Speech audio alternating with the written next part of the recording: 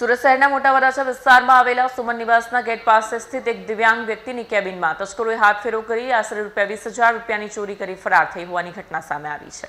પ્રાપ્ત વિગતો અનુસાર ચોરોએ કેબિનમાંથી અંદાજે ₹5,000નો માલ સામાન અને ₹14,200ની રોકડ રકમ મળી કુલ ₹20,000ની ચોરી કરી છે।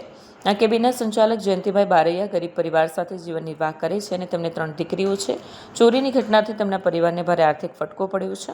ઘટનાને પગલે સ્થાનિકોમાં રોષ ફેલાયો છે। આ બનાવની જાણ ઉત્તરાયણ પોલીસને કરવામાં આવતા પોલીસે ફરિયાદ નોંધી તપાસ હાથ ધરી છે। કેમેરામેન હકીમ શેખ સાથે વસીમ હાસમીનો રિપોર્ટ, આઝાદ ન્યૂઝ, સુરત। મારું નામ જયંતિલાલ પોપટભાઈ બારૈયા। જયંતિભાઈ, શું ઘટના બની હતી? ઘટના એવી બની છે કે સવારે હું ગલ્લો ખોલું બરાબર 6 વાગે, એટલે પહેલાં મારા ઘરના આવ્યા કે ભાઈ આવીને જોયું કે ગલ્લો તૂટેલો હતો બરાબર। એટલે હું આવ્યો તો મેં આવીને ખાલી કાંઈ કોઈ વસ્તુ કરી નથી, એમને નથી છે।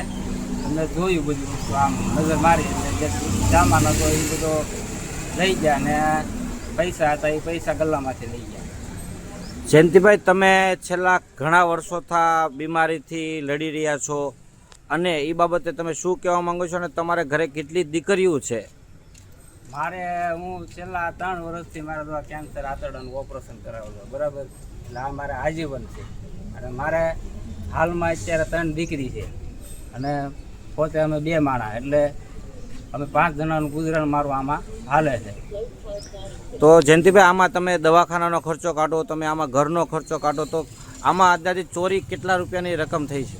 ચોરીમાં એવું છે કે મારે કેમ્પાનું ફ્રીજ લેવાનું હતું ને, એટલે મેં 14,200 મેં એમને ગલ્લામાં મૂકેલા હતા બરાબર। એ ગલ્લામાં એ લઈ ગયા અને ચિલ્લર હતું એ બધું લઈ ગયા અને બાગબાન હતા, વિમલ, ટાંચન, એ માલ હતો એ અંદાજે 65,000નો માલ એ લઈ ગયા। તો હવે તમારી શું આગળની માંગ છે? મારી માંગ એક જ છે કે ભાઈ ઉત્તરાયણ પોલીસ સ્ટેશન ઉપર મને ભરોસો છે કે મને આનો ન્યાય જલ્દી અપાવે।